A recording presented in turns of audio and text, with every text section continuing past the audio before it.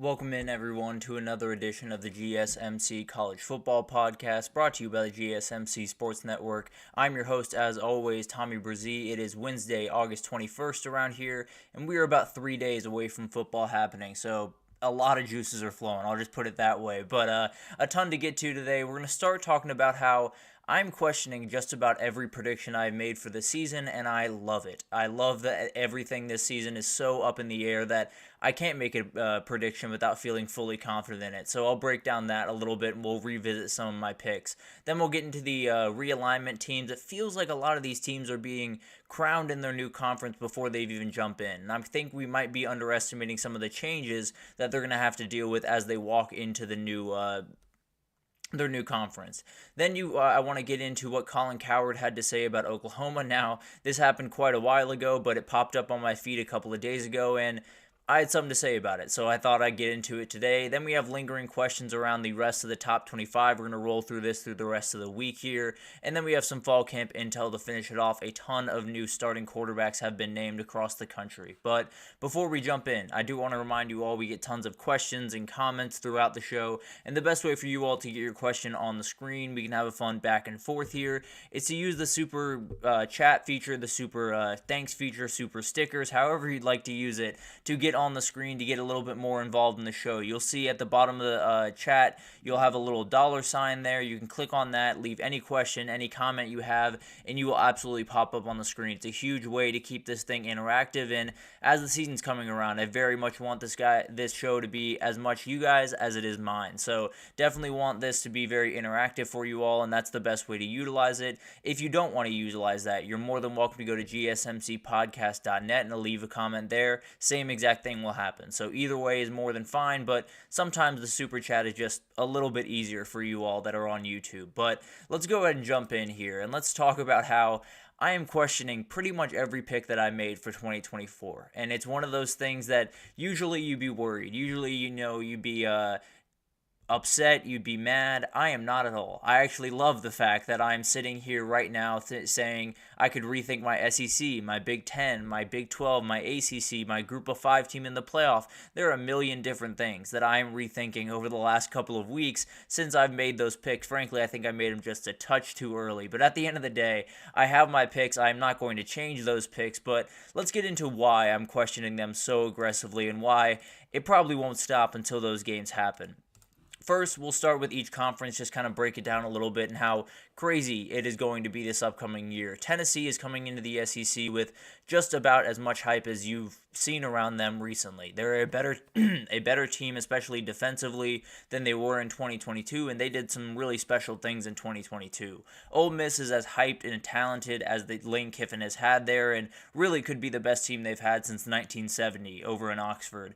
When you talk about Missouri, Texas, Oklahoma, all coming off really big years and looking to parlay that into their new conference for Texas and OU, and Missouri just trying to keep the status quo in the SEC and stay at least relevant in this conference. And then you got Bama and Georgia that are always going to be there, and then add in A&M, add in Kentucky, add in a number of other teams that could definitely throw a wrench into this thing and makes this thing just remarkably questionable at best. Then we'll get into the Big Ten. This is one of those conferences that seems a little bit more straightforward, but man, there's still a ton of hurdles. Ohio State is one of the single most talented teams that I've seen in quite some time. Michigan is coming off a title and a scandal from a year ago, so plenty of eyes on them. Penn State is one of those teams that there is an opening now. The 12-team playoff opens a door for a team like Penn State to get in.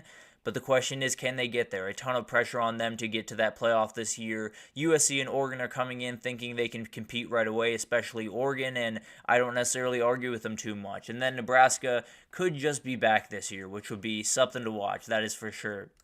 Moving on to the Big 12, Utah comes in as the favorite, and with a healthy Cam Rising, it's hard for me to argue with that. But now that he's fully healthy, it feels like this is the team that is leading the way heading into this year. Kansas State has a quarterback that was so good that the starter over at Ohio State was essentially kicked out the door. So gives you an idea of how talented that kid is. Iowa State, Oklahoma State, and a number of other teams return ridiculous amounts of production. Colorado is the ultimate chaos team in the entire country. We all know that. They can do some things this year that would not only turn the Big 12 on its head, the college football world on its head, but also pretty much every casual fan would have to delete a couple of tweets about Deion Sanders. But at the end of the day, it is going to be incredible in that conference. That's why it's probably my favorite conference, at least Power 4 conference going into this year.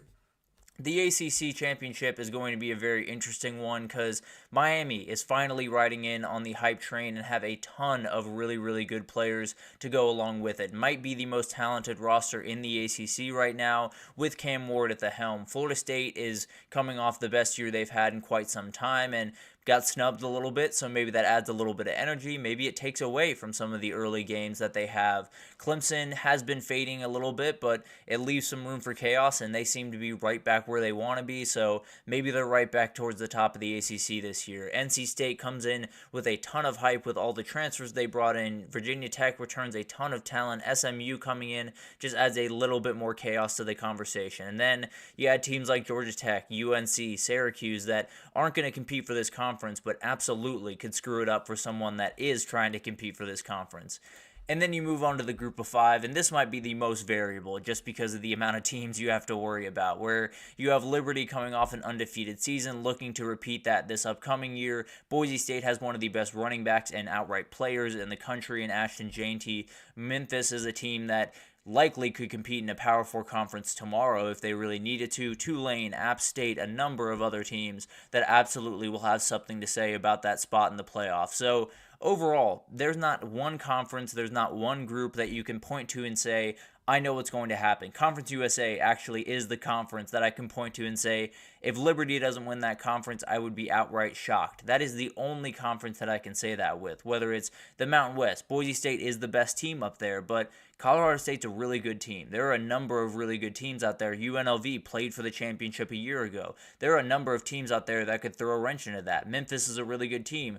Tulane is going to be right there, nipping at your heels. So is UTSA. So there's going to be hurdles for all of these teams. And frankly, I don't know who's going to come out of the group of 5 because there's so much variables that go into it. And Liberty could go undefeated and still not be the team that comes out of the group of 5. So that kind of adds to this. But moving on, let's get into my picks for this season and why I'm questioning them just a little bit. Not too much. I am sticking with these picks. I'm going to roll with these and take the lumps as they come, but let's get into this a little bit, and we'll start with my conference title picks, everyone that's looking for that bye in that college football playoff. And in the SEC, I went chalk. I have Georgia over Texas in that title game, and frankly, it makes sense on paper. There's no two ways about that, but when you look at Georgia's schedule, there are more questions than you want to have, especially given last couple of years where it's been a little bit more manageable. Now having 3 games on the road that pretty much anyone in the country would go 0-3 against, and Georgia has to go at least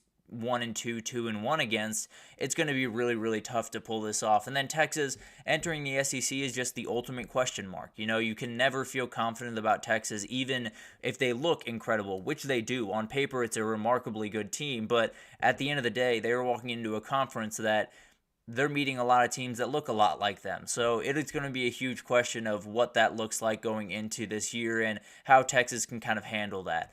Over to the Big Ten, I went the exact same way. Ohio State over Oregon. This one I feel a little bit better about, but you talk about Penn State, a team that is sitting right there on the outside that is going to get their shot to get in a lot of these games. And if they only lose to Ohio State, it opens a door where Oregon's just got to drop one more game. Or, Michigan's just got to drop one more game for them to get into this picture. And then Oregon obviously is entering a whole new world when they walk into the Big Ten with the physicality and the gameplay, and we'll get into that actually in the next segment here, but that's obviously going to be a huge question. Ohio State, frankly, I'm having a hard time poking a hole in this one. Ohio State's a ridiculous team, and at least on paper, and so the question is, can they put it into action? As of right now, I feel very confident they can, but it could get a little sketchy, that's for sure.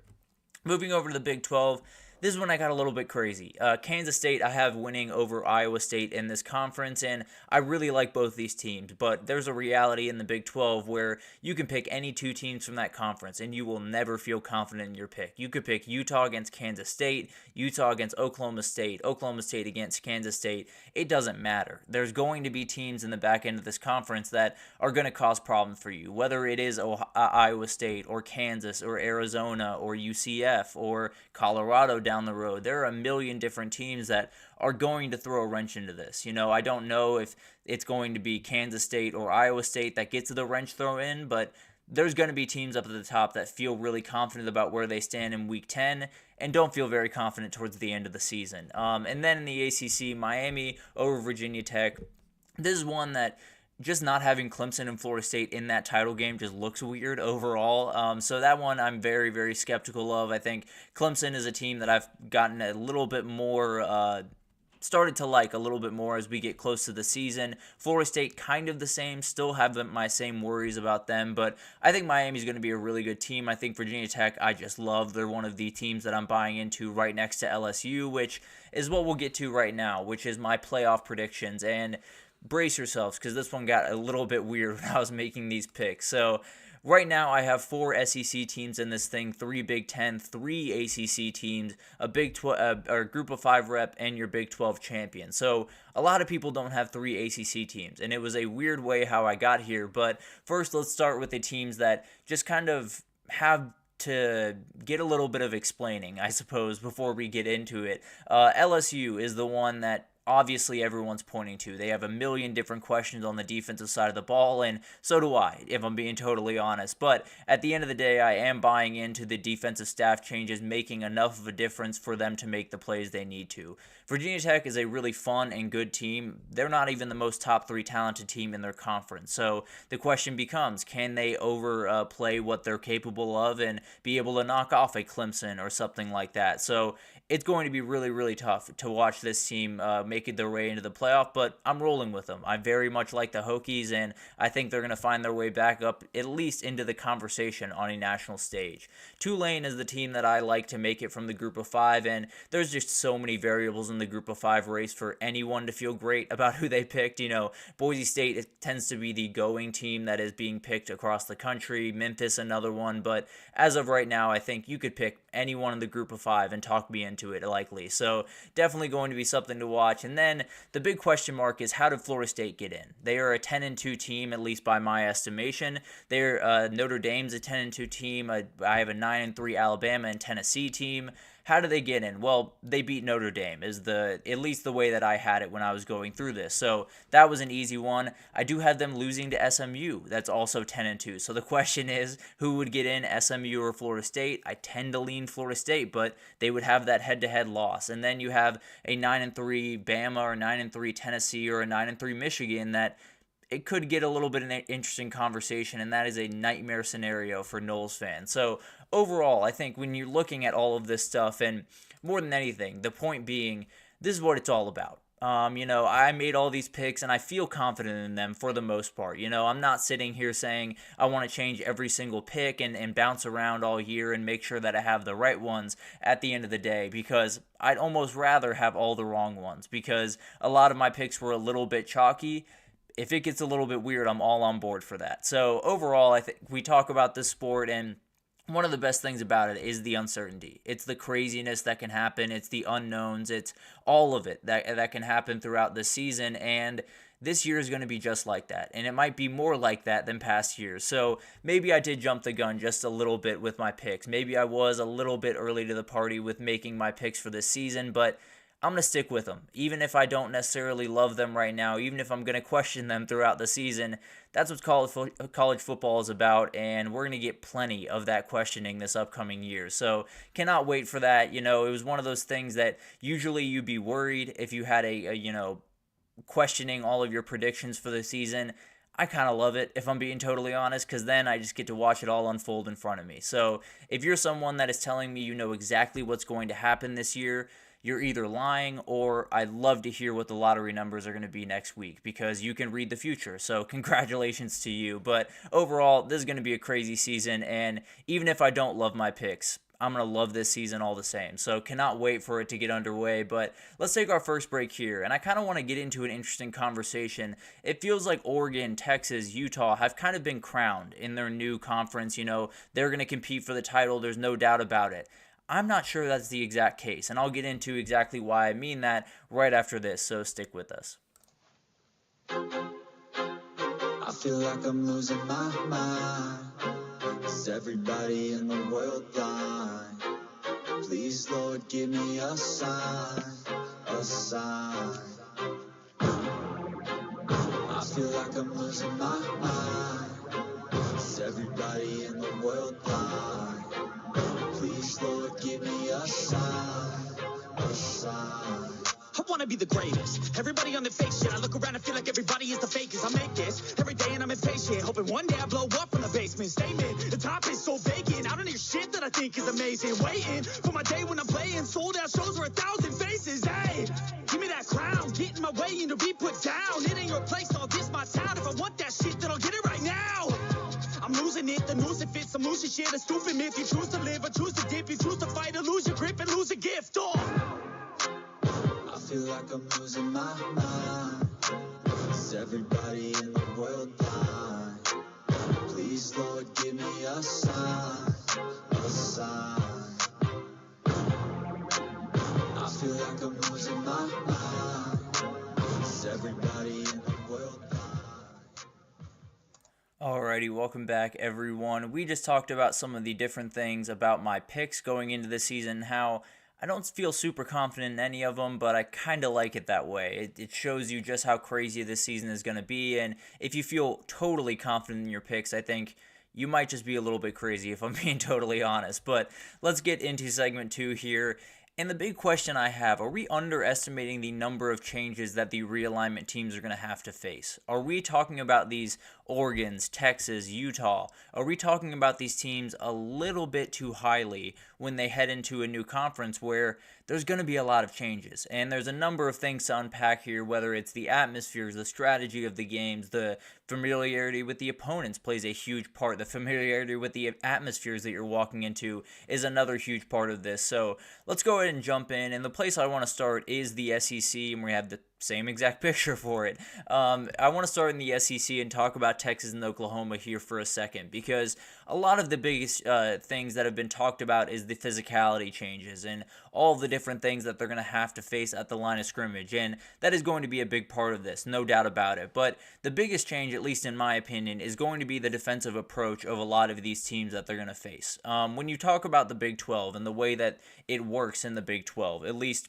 in the past couple of years, the way that it's gone down, it's been a lot of we're going to rush 3, maybe 4 guys and then drop a lot of guys into coverage and then just make you beat us. You know, you're going to throw into tight windows. Anything that is underneath, we're just going to rally and tackle and make sure that it is a bend, not break type system. And that was a good way to go about business, mainly for Texas, because there were a lot of people that were able to stifle Texas with that respect. And it really came down to when Texas and OU walked onto the field with a number of Big 12 teams, they were bigger, they were faster, they were stronger. That was just the plain, simple truth. Now, that doesn't mean they won a lot of games, because you saw what happened to Texas the last couple of years. But overall, I think you look at these teams, there was a way that Big 12 teams had to combat some of that physicality that OU and Texas brought to the table that others didn't. And it was a great way to do it. Play that drop 8 coverage, drop everyone back, make sure that all of the passing windows are very tight, make sure everyone is covered, and then when a pass is thrown, rally to the ball, make that tackle. And it's going to be a little bit different in the SEC, and mainly the biggest difference is going to be they're not scared of you anymore. They can match up person for person, physicality perspective, bigger, stronger, taller. They are all of those things. There is no doubt about that. They are absolutely on par, if not a little bit above, both these teams when it comes to that respect. And that's going to be the approach. It's not going to be, let's drop 8 in coverage because we know we're not going to be able to handle this offensive line. It's going to be, let's go at this offensive line. Let's play man coverage on the back end and, let the chips fall where they may. And that's actually what Texas is going to do a ton this upcoming year, mainly because of personnel. But overall, you look at these teams, and I think it's not necessarily about, can they handle the physicality? Because, frankly, I think both these teams can. And the question is, can they handle it week over week, which is a totally different conversation. But overall, I think they can handle the physicality. The question is when, Quinn Ewers is back to pass and there's 5 people coming at him instead of 3 or 4. That changes the entire game. Can he be good enough out of blitz packages to handle all of the things that are going to be in front of him? And on the flip side, Jackson Arnold, this offensive line does not look all that great right now, and turnover troubles have been a real thing for them. So Can he handle that? If someone is in his face right away, is he going to be able to deliver the pass the way that he needs to?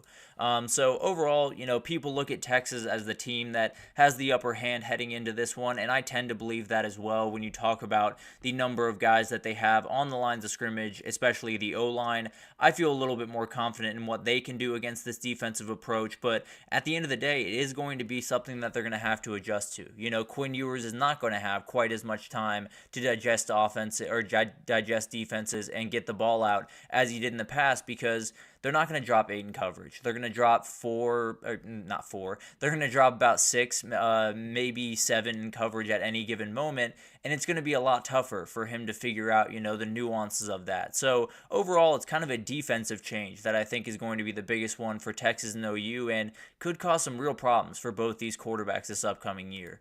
Moving on to the Big Ten, it's USC and Oregon are the teams that I think can really compete. Washington can absolutely be thrown in there as well, but the biggest adjustment for me is actually what everyone's been talking about in the SEC. It's the physicality that is going to come in the Big Ten for these teams, because the reality is the Big Ten is a run-first league, period, end of story. The teams that have won the title the last couple of years have led the conference in rushing, and that is no coincidence. That's the way they go about business, and frankly, I think even Oregon and USC walking into this conference is not going to change that. But USC and Oregon do spread the ball around. That's the way they go about business. They're going to have elite wide receivers. They're going to have guys that absolutely are going to stretch this field, and maybe it hurts Big Ten defenses. Maybe it goes the opposite direction, and Oregon and USC are able to attack some of these defenses that are a little bit more equipped to stop the run, a little bit more intent on stopping the run rather than, getting out and covering guys way downfield. So maybe it opens doors for them. Who knows? But on the flip side,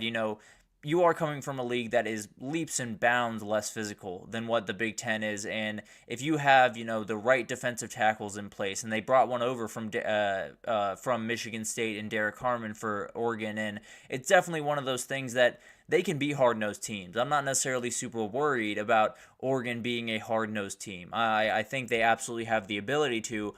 Are they a hard-nosed team every single week in the cold in November of the Big Ten schedule is the big-time question for me. So that'll be something really interesting to watch. USC is going to get pushed around just a little bit.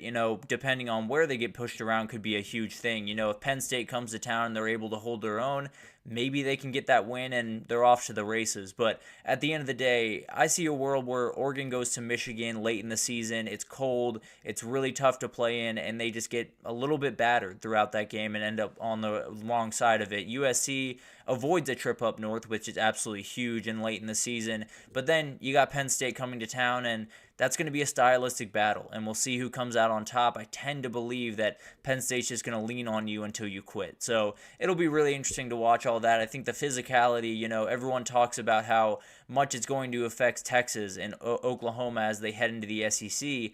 I think it might have a bigger impact on Oregon and USC and Washington and UCLA as they head into the Big Ten. But moving on to the Big 12, because I would love to break down the ACC here.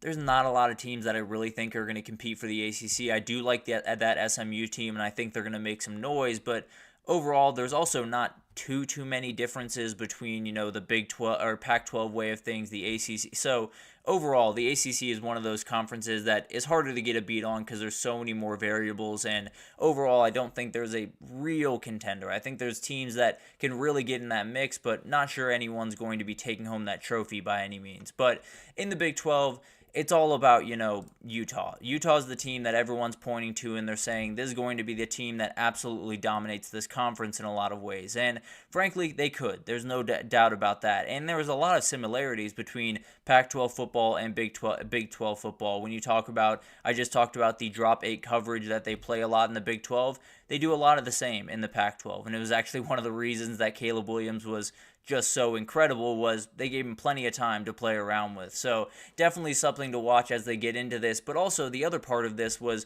Utah kind of lived in the Pac-12 just being physical. That was the way that they won games. They got onto the field and said, you are not going to beat us at the line of scrimmage. You're not going to, get away from open field tackles. We're going to make every single play, and it's going to be really physical in the process.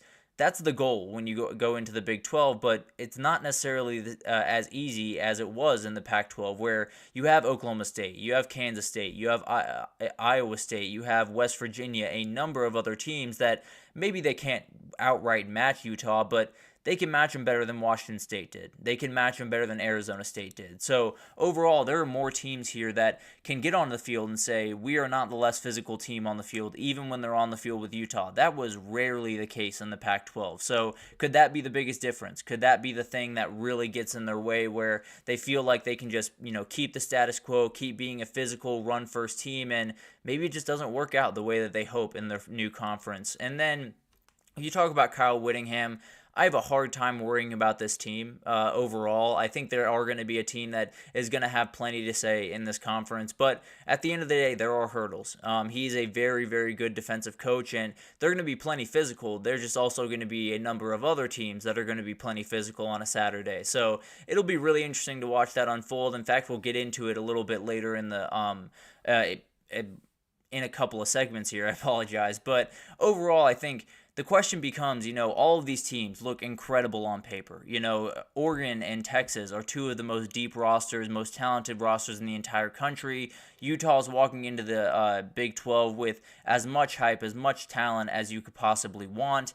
The question is, are all of the differences going to be enough to stifle them? Are they going to get into this league and feel really confident in their ability, feel really confident in all of the guys that they have, but the difference in the road environments that they're going to go into, the difference in the defensive play style, the difference in, the physicality in some respects, all of that stuff is going to play a part in this season. So Texas could be a fantastic team. They could be a top 10 team in the country, but then they walk into Fayetteville and they're not fully prepared for what's on the other side. Or they walk into Kyle Field at the end of the year and they're not fully prepared for what those fans can bring. OU might have to face this even more when they go to, I believe Tennessee comes to them, apologies, but they go to Missouri. They have a game against Auburn. They have a game against Alabama. There's going to be so many different places where it's just going to be different. It's just going to be totally different than what you faced a little bit ago, and conference familiarity,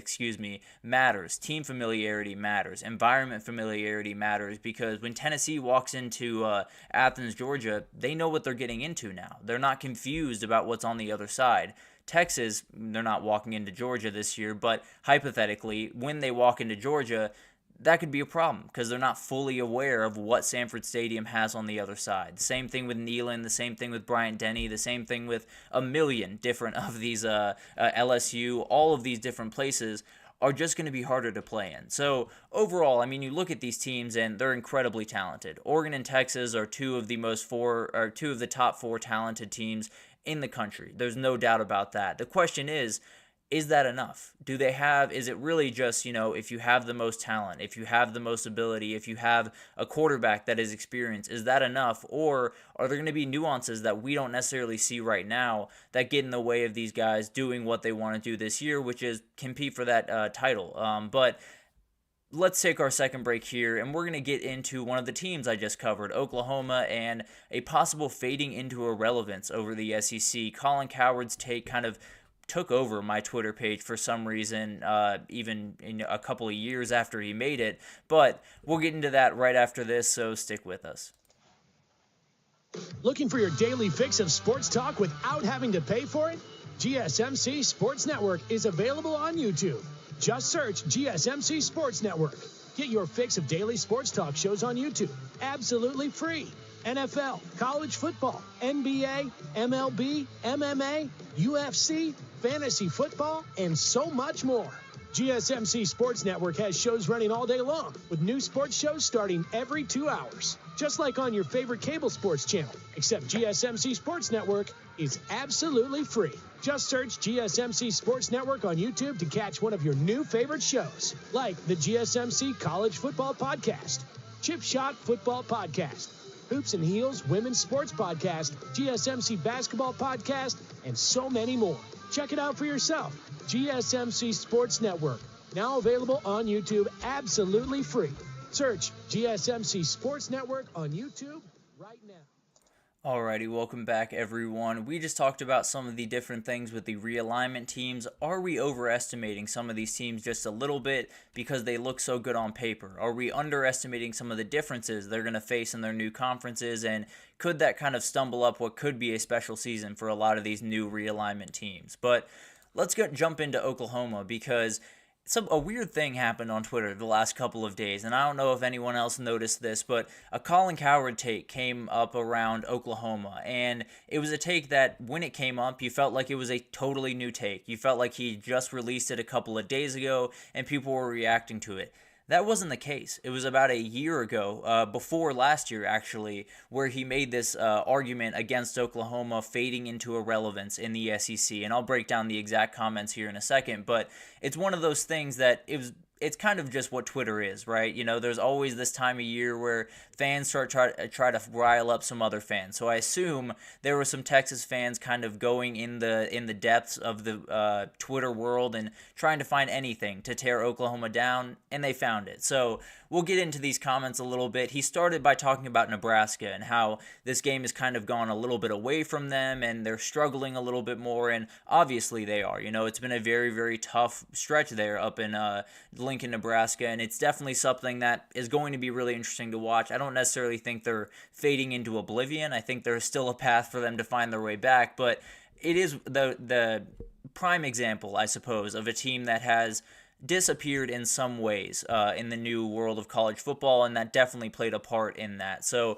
let's get into Oklahoma now, and he had three different arguments of why Oklahoma is not going to succeed in the SEC, why they might fade into irrelevance, why a lot of this stuff might go awry for the Sooners as they get into the SEC. And the first argument was pretty simple and makes sense, but also doesn't make sense at the same time. He said the first reason was there's not enough good players in the state of Oklahoma to keep them going. And frankly, I know what he means. I understand that Oklahoma can't just recruit Oklahoma kids and they can go out there and compete for the SEC. That's not going to happen. Now, could they do that? Could they, switch recruiting strategies right away and pick up just about every kid in Oklahoma? Absolutely. But he cited that they signed 26 of 29 guys this past cycle, or I guess 2 cycles ago now, that were outside of the state of Oklahoma. That's the goal. Every single team around the country, that's the same exact goal. Georgia, they have way more kids at their disposal in state. There's no two ways about that. But they want to go to California. They want to go to New York. They want to go to Texas. They want to go to Florida because that's where a lot of the elite players are. If you are an elite program at this point and you're not recruiting out of state, you're not an elite program for very long.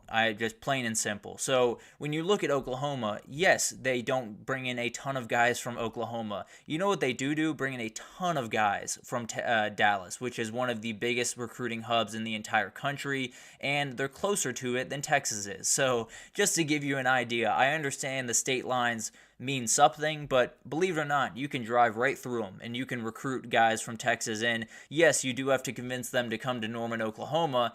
It's not as hard as you think it is. With a program like that has been so historic, that has been a part of college football's fabric for quite some time, I promise you, it's not too hard to get guys to sign on to that program. But it's also one of those things that Oklahoma's been doing this for a really long time. It's not like, they're just walking into the world where they have to compete with SEC teams for recruits. They walk into those areas all the time, whether it was in Texas or going down into Louisiana and battling LSU. They actually did it this past cycle with Dominic Williams and won that battle. And then there's a number of other ones. They try to dip their toe into Georgia when they can, into Florida when they can, and in those races, they've had to beat out some of the SEC teams. So while, yes, you're going to compete against more SEC teams, while, yes, you don't have that in-state talent that everyone else does pretty much across the SEC, you have more than enough ability to go down to Dallas and get a number of guys. You have more than enough ability to take a private jet out to California and get some guys like they got Marcus Harris this past time. So there's a million different ways to recruit, and the idea that, Oklahoma has to sustain itself based off what they have in Oklahoma just isn't true. I understand that, locking down your state is a big deal. It's not nearly as big of a deal like for a team like Oklahoma that can go out and get just about anyone they want from just about any state they want. I believe they have 13 different states represented in their class this upcoming year. So Oklahoma's going to do them. They do a national recruiting approach. That's the way it is. And frankly, the amount of players that are willing or able to play at Oklahoma in the state of Oklahoma isn't very high. So at the end of the day, you're going to have to go national, and maybe it'll be a little bit tougher, but it's not something that Oklahoma hasn't dealt with in the past. And then on top of that, he was talking about a number of different things around this, and he referenced a guy that used to be there in Lincoln Riley, and I'm trying to find this picture right now. There we are. Lincoln Riley left for USC, obviously, a couple of years ago, and he said it was for players. You know, when you can go to USC, you can be in California, you can get so many in-state guys, and you don't have to compete with a lot of the SEC teams that are going to come in your backyard. Frankly, they're absolutely going to regardless. Georgia, Alabama, all of those teams are still going to find their way out into the Southern California area, but that's beside the point. Overall, it hasn't necessarily worked. If he did leave for talent, if he did leave to get all of these elite players on their roster, it hasn't worked because Oklahoma has out-recruited them pretty much every single year since he's left. So it's not a disrespect thing to Lincoln Riley. It's not talking down on him at all, but it's to say, you know, everyone says you go to California, you get better recruiting classes. That's not necessarily the case. You get better recruiting classes by having better recruiters. And Lincoln Riley at OU was just not working, particularly on the defensive side of the ball. And I would argue that if he was still the head coach, there is very little chance that a lot of the elite defensive players in that group are there right now. So that's one of those things that I just didn't understand that argument more than anything else. But the other argument he had was they're joining a tougher conference, and no argument there. They absolutely are. Things are going to get much tougher for Oklahoma year over year. They play one of the toughest schedules in the SEC this upcoming year. So it's not going to be easy. I'm not here to tell you that Oklahoma's going to roll through this, and there will likely be an adjustment period. Oklahoma's going to be able to compete. And it's one of those things that Oklahoma is as well equipped to compete in the SEC as about any team in the country. Now, there's a number of teams in the SEC that you would slot above them going into this year. Frankly, I have them going 8-4 this year. So it's not like I'm telling you they're going to walk into this conference, bowl over the competition and be absolutely remarkable.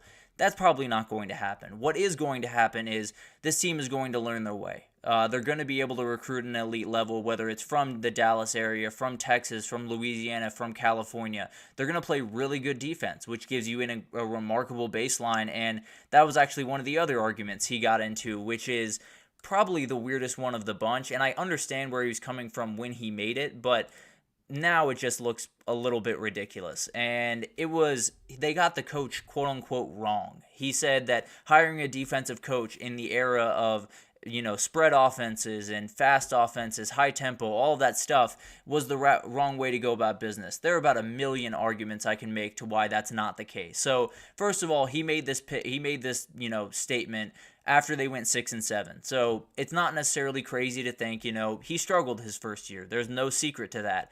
But all the stuff behind the scenes looked really positive. They were still recruiting at a really high level. I believe they've been top 10 every single year that he's been there. They were still, improving that defense. Even when they, came out on the wrong side of games, it was a different type of game than they've been playing in the past, and likely one that they were going to have to play more in the SEC. So it was one of those things that, yes, they went 6-7. Yes, it was a frustrating season for Oklahoma, but a lot of things were still moving in the right direction. So it took kind of reading between the lines. It took kind of, looking a little bit deeper than what happened on the field to see what was going to happen at Oklahoma. And I understand that, not necessarily tearing him down for this part of it quite as much. But overall, Brent Venables is special. I think he's one of those head coaches that is going to be at that university for a very long time, is going to win a lot at that university, and might just walk out the door with a national title on his hip. So overall, I think we talk about so many different things, and there's so many different arguments for why this coach is wrong or that coach is wrong, but the idea that he's a defensive coach and that's the problem is outright insane. I'm just being totally honest. If he wants to go look up Kirby Smart's Wikipedia, he's more than welcome to do that. If he wants to go look up Dan Lanning's, he's more than welcome to do that. If he wants to go look up Nick Saban's, he's more than welcome to do that. But the reality is the idea that this game is going away from defensive coaches, and if you have a defensive head coach, you're going to have a problem, is just plain false. In fact, it's kind of been going the opposite direction with Michigan and Georgia being those dominating defensive forces. points per game has been going down, and that is a huge moniker for this, where you can say all you want, this game is becoming more offensive centric and all of that different type of thing. It doesn't mean defense doesn't matter. It doesn't mean defense can't win you championships, and it definitely doesn't mean that a defensive head coach cannot get you there. So I think that's one of those that is just plain wrong. I understand where he's coming from at the moment, because they were coming off a pretty frustrating season, but there were still plenty of signs there to show you that Brent Venables was the right guy for the job and was going to do an incredible job here. So overall, all of this to say, Oklahoma's not going to walk into the SEC and dominate. I'm not saying that one bit, if I'm being totally honest. But the idea that the Oklahoma Sooners, a team that has been a fabric of college football for as long as I can remember and well before that, and a million different things that kind of come into play here, the idea that they're going to disappear is just outright insane. Oklahoma will not disappear. Oklahoma is not a program that is even remotely close to disappearing, and I think a lot of the changes in the sport don't hurt them as much as some people might think they do. So overall, Oklahoma's recruiting is going to be really strong. They're never going to have a problem going into Texas and getting a guy, because they are now leading for Michael Fasusi, one of the best offensive tackles out of Lewisville, Texas. So I promise you that is not something that they're super worried about. They're going to be able to do that as long as they're winning games. And then the tougher conference, no doubt about that. It is going to be tougher. That is something that they're going to have to deal with. I am going 8-4 this year. That doesn't mean that this thing can't be rolling in 2025 and they can't be one of the big-time players in this conference that year. So it's one of those things that, yes, it might be an adjustment period, but Oklahoma is not going to just fade off into oblivion, lose 6 games a year, barely be a bowl game team the next little bit, and then be someone they forget about. I promise you that is not going to happen to Oklahoma, and I think Brent Venables is a huge reason for that. He is one of the most confident, one of the most impassioned, one of the best fit coaches in where he is right now, right along with Mike Elko at Texas A&M. So I do think this is one of those arguments that I understand where he's coming from. I understand the argument that he was trying to make, and I understand that some of the points that he made make sense in a grand scale. They don't make sense for Oklahoma. Oklahoma is a different beast than most college programs around there, and I could say that Oklahoma is going to take a step back, and I can say that pretty confidently, at least their first year. Oklahoma is not going to be irrelevant. I can promise you that. They will be a team that will have plenty to say in the SEC in the next 3, 5, 10 years, whatever that looks like. Oklahoma will be a team that every single year will not be at the bottom of the barrel in the SEC. They will be right among the second, first tier, and they're going to be in the mix for SEC titles down the road. But overall, this is just another reminder that although this prediction did happen last year, I don't want to tear apart Colin Cowherd for this, but it does give you the reminder that there are a lot of people that are just checking back into the sport, that are realizing, college football's coming up next week, and we got to get ready, and there's going to be some takes that are going to make you frustrated. Try to not let it get to you. I kind of let this one get to me. I'm not going to lie to you, and I'm sure it'll happen again. But overall, there are a lot of people that don't necessarily love this sport the same way we do that are going to try to talk about it quite a bit over the next little bit. Just try to, let it roll off your back as best you can. But let's take our third break here, and when we come back, we're going to go back to lingering questions around the top 25. We're going to keep rolling through this, and we'll likely finish it by Friday. So definitely stick around for that, and we will be right back.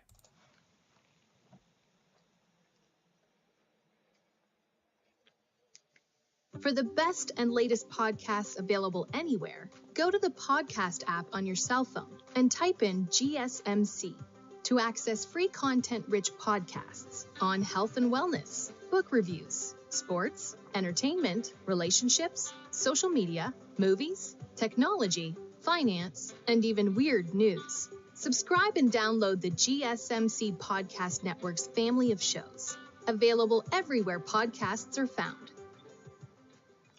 Alrighty, welcome back everyone. We just talked about some of the different takes that have been happening around Oklahoma. This one was from a while ago, but popped up on my Twitter page and got me a little bit riled up, so I had to make a little bit of a comment on it. But let's get into segment 4 here, and let's talk about some of the lingering questions around the top teams in the country. And there are a lot of them. We got through the top 10 so far. We're going to get into 11 through, I believe, 16 today, and then just continue on through the rest of the week here. But let's start with Missouri, and the biggest question I have is, is this defense good enough to get them to a CFP? Frankly, it was a year ago. They went 10-2. They absolutely would have been in the field if they had a 12-team field a year ago. So the question is a guy like Johnny Walker Jr., is he enough to make this team where they need to be and where they were a year ago? Because they lost Chris Abrams-Draine, they lost Enos Rakestraw, they lost Tyron Hooper, they lost Darius Robinson. Those are 4 guys that, frankly, were a lot of this defense. The production on this defense went way down because of those 4 guys, because they were all over the place, and they made a lot of winning plays for them down the stretch, and it's not that they don't have talent. You know, you look at a guy like Johnny Walker Jr., an absolute beast, someone that could definitely make some plays. I think when you look at Drayden Norwood, he's someone that absolutely could take that next step and be one of those big cornerback 1 type guys that Chris Abrams-Draine was a year ago. So all of these things can absolutely come into place. I don't love all of these groups. You know, Toriano Pride Jr. and Drayden Norwood, I like that group. I don't love that group. When you talk about Johnny Walker and Chris McClellan on the front end, I like that group. I don't love that group. And frankly, when you look at the SEC, you kind of got to love your defense if you're going to be able to compete. So it's not that I think Missouri's going to take this massive step back. It's not that I think they're going to be a terrible defense. But when you play in the SEC, the margins are very, very thin. And I think when you're coming back from a year where a lot of things went your way, where you had a duo on the back end that was absolutely locked down, when you had Darius Robinson on that front end, you had a lot of things going your way, and it feels like a lot of that stuff is now going the opposite direction and could come back to bite them. So I do think they have the ability. I think they have a ton of talented guys, but when you get into the SEC, everyone has talented guys. So it's definitely going to be something to watch, and if they can put it together, they will absolutely be in that CFP conversation at the end of the year. Utah is a really funny team, and we talked about this actually in the first segment here, but has the physicality gap shrunk? Because the question is always, when you talk about the Pac-12, it's always, you know, USC is going to spread the ball around, Oregon's going to spread the ball around, Washington in the last couple of years is going to spread the ball around. Utah's going to punch you in the mouth. That's the way that they play football. They're going to run the ball down the middle. They're going to have really big defensive and offensive linemen. They're going to dominate you in a lot of different ways, physicality. Can they do that in the Big 12 is a question that, frankly, I don't have a good answer for. I think Kansas State, I think Oklahoma State, I think Iowa State pose more problems, no doubt about that.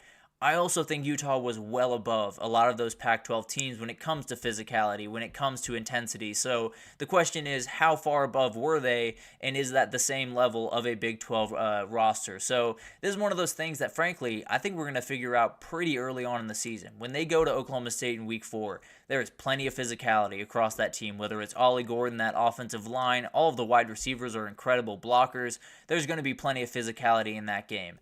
If Utah looks a little bit outmatched, if they look like they're getting pushed off the ball the same way they did to Arizona a year ago, or the same way they did to Washington State over the last couple of years, you're going to have a problem on your hands. Now, overall, I don't necessarily think this is going to happen. I think they have a talent level and an ability and a head coach more than anything else that is going to raise the level of physicality where they need it to be. But it doesn't change that this could be a little bit of a learning curve. This could be something where they walk into Oklahoma State with all the confidence in the world, get punched in the mouth a little bit, walk out there with a loss, and maybe 2025 ends up being the year that they really take over. But that's kind of one of those questions that I tend to believe they have enough physicality, but it's still very much up in the air until that Week 4 matchup against Oklahoma State.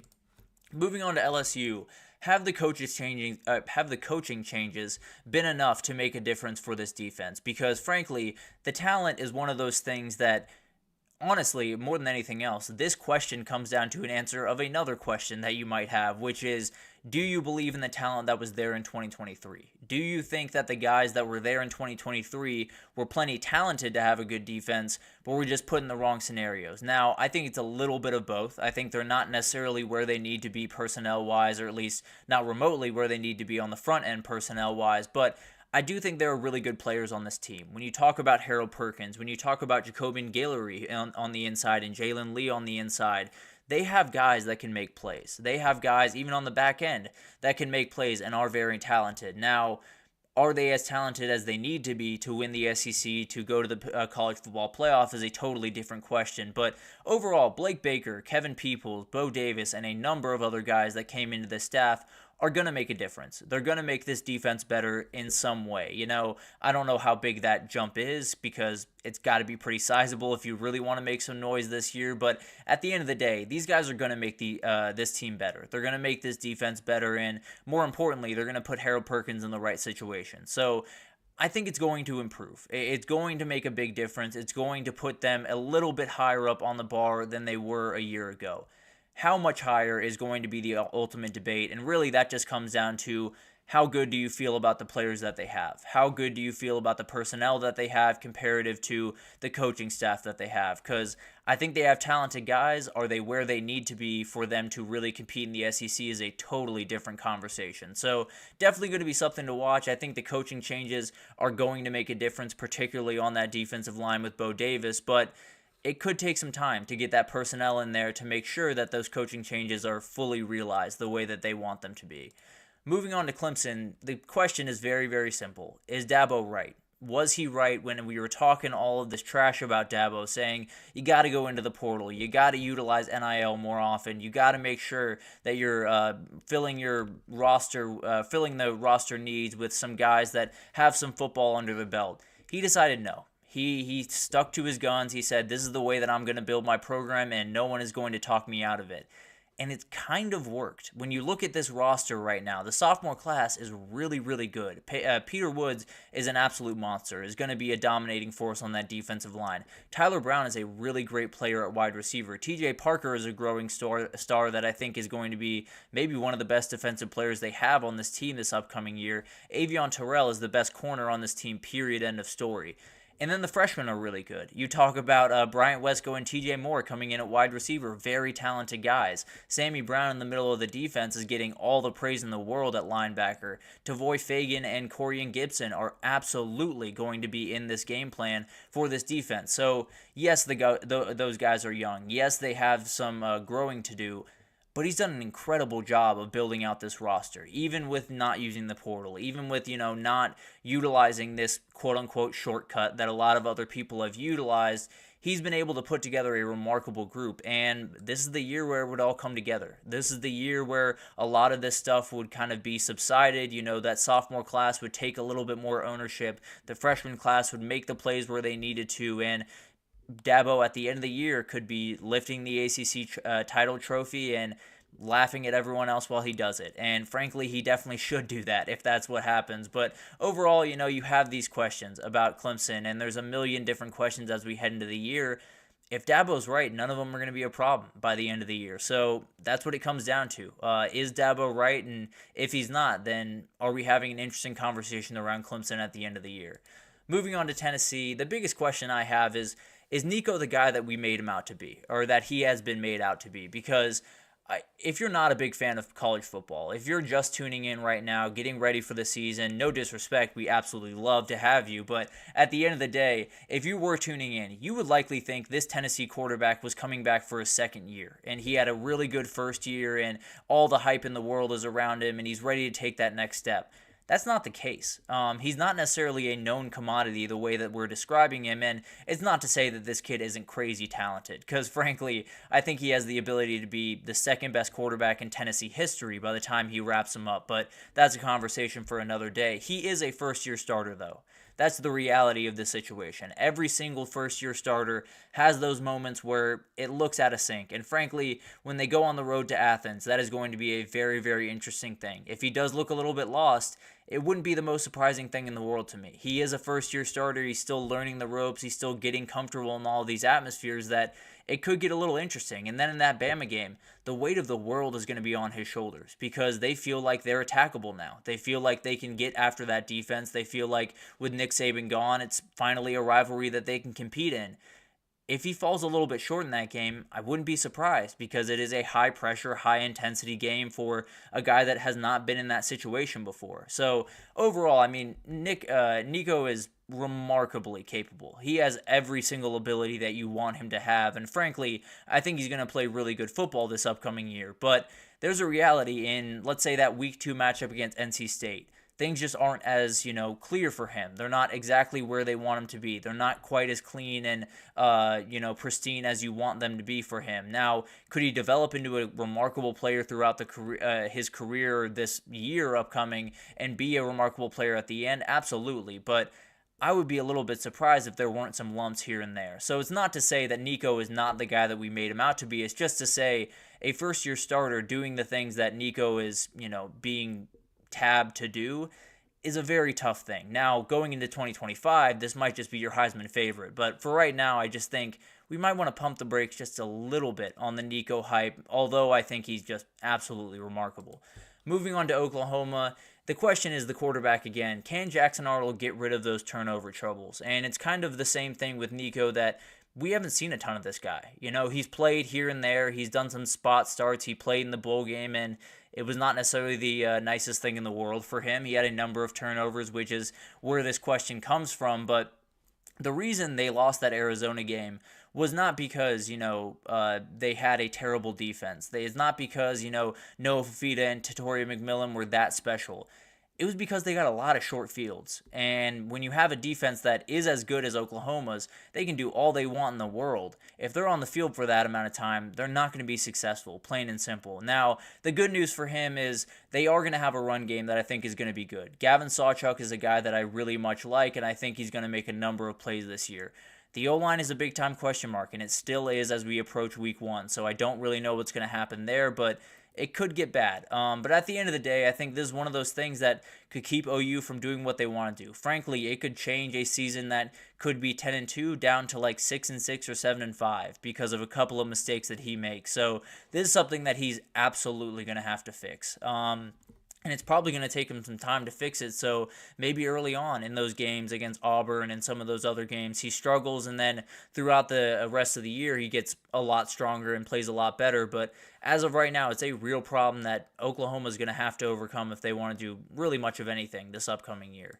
But let's take our final break here, and when we come back, we're going to talk about some of the fall camp intel. A number of quarterbacks were named. We have some injuries to update you on, a number of things to get to. So stick with us, and we'll be right back with that.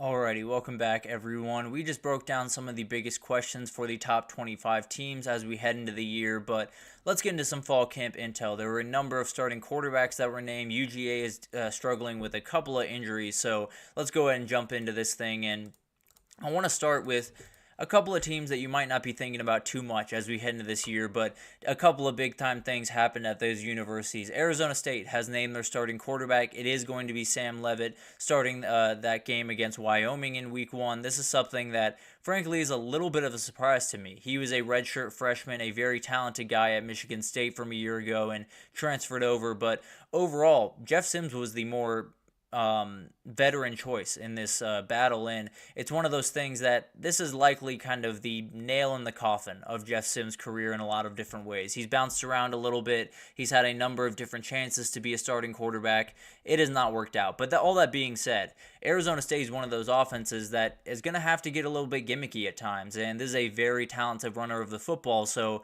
I wouldn't be surprised if he was in the game plan one way or the other this upcoming year, and it could be a kind of a fun way for Arizona State to get teams on their heels. But Moving on to Michigan State, excuse me, we had the captains announced for the Spartans this last little bit, and it starts with Nate Carter. He is the leader of this team, the best player on this team at running back, an absolute beast. So definitely someone to watch this year. Tanner Miller and Maverick Hansen are the anchors of the O-line and the D-line respectively. Jordan Turner is likely the top defensive player on the team.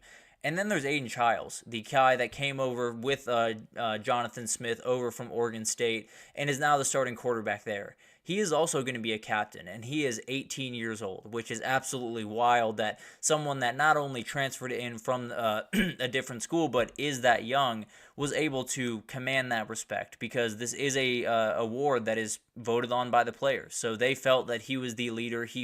They felt like he was someone that should have that C on his chest, and that is quite a big honor for someone that is that young, that is still kind of developing, and he's going to be a special player. I can promise you that. It might not be in 2024, but I promise you at some point in his college career, Aiden Childs is going to make a lot of people watch him very, very quickly.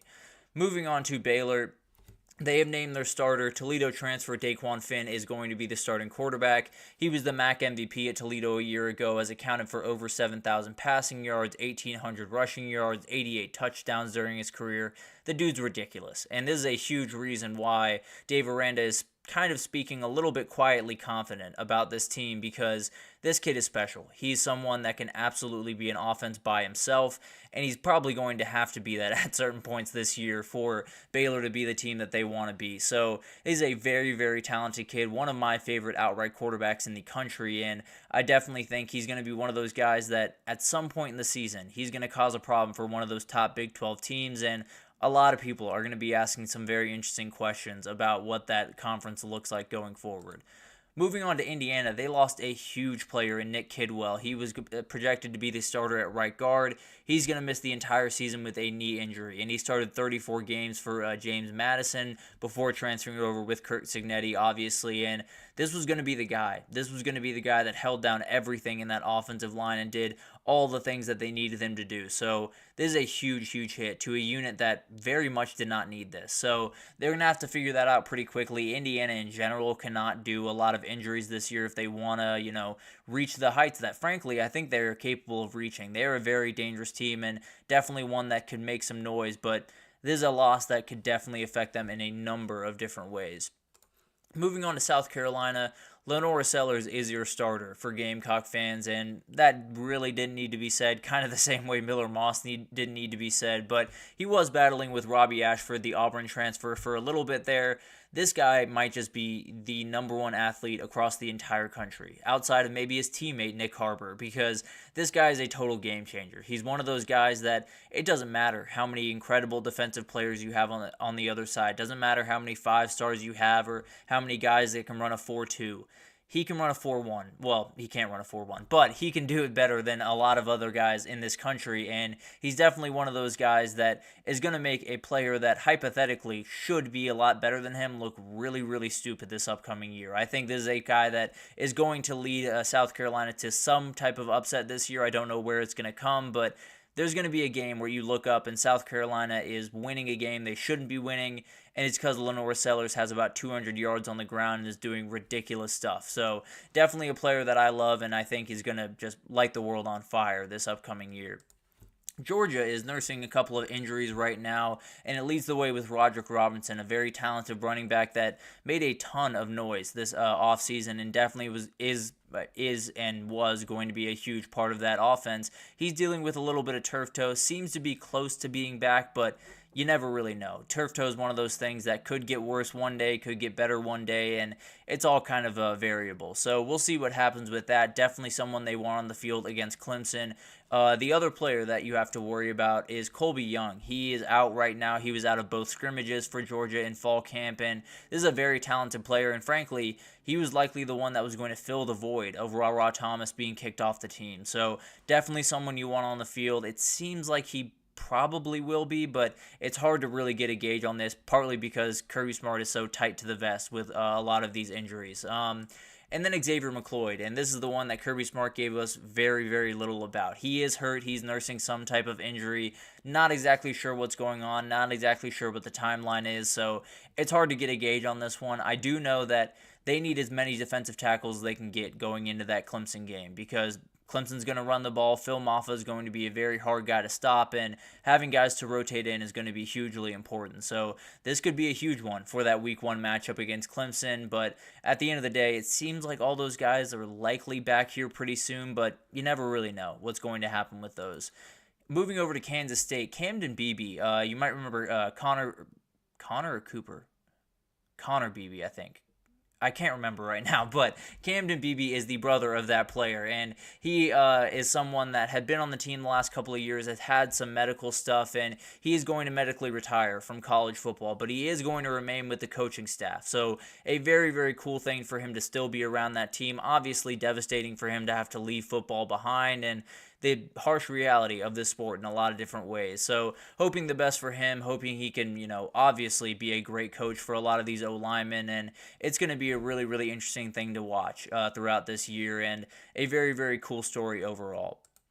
DJ Giddens is someone definitely that we need to watch. He is still wearing a red limited contact jersey, and definitely something that they're going to have to watch going into that Week 1 matchup, because they want this guy on the field immediately. He is one of the most valuable maybe the most valuable player on this offense outside of Avery Johnson, because the kid can do so many different things. He is going to be the trend center. He is going to be the guy that absolutely puts this team on its back at different points of the game. So he is someone you very much need to be healthy, and right now it seems like he's just not all the way there. I'm sure he'll be fine come game time, but definitely something to watch over the next little bit.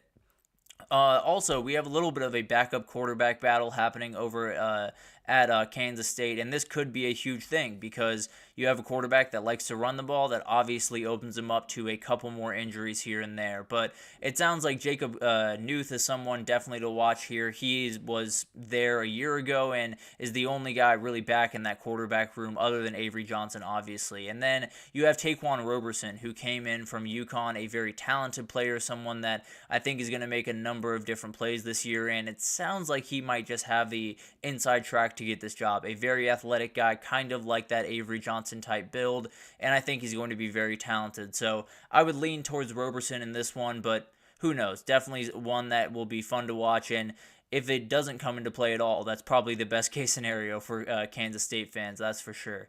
But moving on to Nebraska, we see all of these different colored jerseys on these quarterbacks, but soon enough, it will not be that case, I can promise you that. But Dylan Raiola hasn't been named the starter officially, but he's the starter. There's no two questions about that. He's absolutely going to be the guy, and he's been doing really well throughout camp and been doing the number one thing that he needed to, which is taking care of the ball. That was always the thing that with freshman quarterbacks you're always a little bit nervous about. It sounds like he's doing more than enough in that realm, so definitely a huge thing. It sounds like this offense is still struggling with penalties and things of that nature, but overall, when you have your quarterback taking care of the ball, you have a huge box checked, especially for someone that is that young. And then moving on to the D-line, led by Nash Hutmacher, a very, very talented player, but it sounds like this group is just the most talented, deep, consistent group they have in the they've had for a very long time over at Nebraska. I think it's going to be one of the big-time strengths of this team, and could put them in a really good position to hold serve with a Michigan O-line or an Ohio State O-line, and definitely give them a chance to, at the very least, be in some of these games that look a little bit outmatched as of right now. Moving on to Utah, a lot of news coming out of here. The biggest news is Cam Rising is still healthy, so no worries about that. In fact, there doesn't seem to be too many injuries overall throughout this camp for Utah, which is absolutely huge and very, very rare, as we've seen throughout the country this past little bit. But it sounds like Cam Rising is doing exactly where you want what you want him to do, and exactly what we've gotten accustomed to him doing throughout the last couple of years. And then Dorian Singer is a guy they brought over from USC at wide receiver.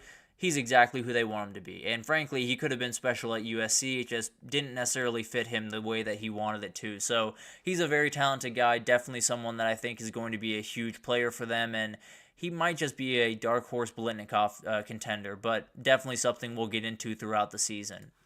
But obviously, there is a ton of stuff going on all around fall camp, all around pretty much everywhere around the country. We're all going to take a short break from that tomorrow. We'll probably get back to it on Friday because there's still some stuff rolling in, but that'll do it for this edition of the GSMC College Football Podcast, brought to you by the GSMC Sports Network. Your support means a lot to us, so please remember to subscribe to the show, leave a positive review. It does make a huge difference for us. Also, follow us on Facebook, Twitter, TikTok, Instagram, all the social pages for all the content and updates you could possibly need. We have really incredible people doing awesome work across every single sport you could want. So anything in the world of sports you need, come on over to GSMC and we have you totally covered. But thank you once again for listening, and I will see you guys tomorrow.